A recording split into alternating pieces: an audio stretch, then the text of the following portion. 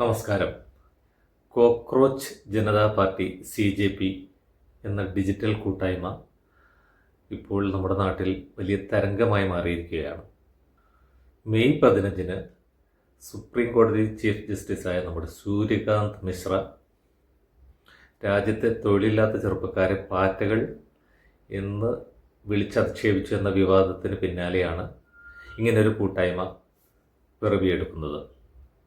എന്നാൽ അദ്ദേഹം അത് നിഷേധിക്കുകയും തൻ്റെ വാക്കുകളെ വളച്ചൊടിക്കുകയും ചെയ്തതാണെന്ന് പിന്നീട് വിശദീകരിക്കുകയുമുണ്ടായി. ഈ കൂട്ടായ്മയുടെ വെബ്സൈറ്റ് ഇപ്പോൾ പൂട്ടിച്ചിരിക്കുകയാണ് നമ്മുടെ ഭരണാധികാരികൾ. ഈ വെബ്സൈറ്റിൽ 10 ലക്ഷം ആളുകൾ അംഗങ്ങളായിരുന്നു. CJPയുടെ ഇൻസ്റ്റഗ്രാം അക്കൗണ്ടിൽ ചുരുങ്ങിയ ദിവസങ്ങൾ കൊണ്ട് 2 കോടിയിലധികം ഫോളോവേഴ്സാണ് ഉണ്ടായിരുന്നത്. പൂനെ സ്വദേശിയായ അമേരിക്കയിലെ വിദ്യാർത്ഥി ശ്രീ അഭിജിത്ത് ദീപ്കയാണ് ഈ കൂട്ടായ്മയുടെ സ്ഥാപകൻ. അദ്ദേഹത്തിൻ്റെ എല്ലാ സോഷ്യൽ മീഡിയ അക്കൗണ്ടുകളും നമ്മുടെ ഭരണകൂടം മരവിപ്പിക്കുകയുണ്ടായി. അതിൽ ഇൻസ്റ്റഗ്രാം അക്കൗണ്ട് തിരിച്ചു കിട്ടിയെന്ന് അദ്ദേഹം പറയുന്നു. ഇത്തരം കൂട്ടായ്മകൾ, പ്രത്യേകിച്ച് നമ്മുടെ യുവാക്കൾ ഉയർന്നു വരുന്നത് ഭരണകൂടം ഒരു ഭീഷണിയായി കരുതുന്നു.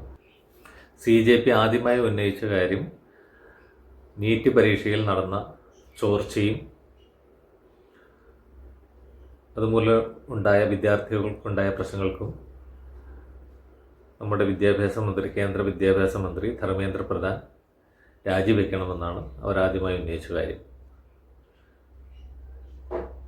എന്നാൽ അങ്ങനെ ചെയ്യുന്നതിന് പകരം ഈ ചോദ്യങ്ങൾ ഉന്നയിക്കുകയും പരാതി കൊടുക്കുകയും ചെയ്തവരെ നിശബ്ദമാക്കാനാണ് നമ്മുടെ ഭരണകൂടം ശ്രമിച്ചത്. രാജ്യത്തെ യുവാക്കളുടെ ശബ്ദം അടിച്ചമർത്തും തോറും 10 മടങ്ങ് വീര്യത്തോടെ ഉയർന്നു വരിക തന്നെ ചെയ്യും എന്ന് ഭരണകൂടത്തെ ഓർമ്മിപ്പിച്ചുകൊണ്ട് നന്ദി, നമസ്കാരം.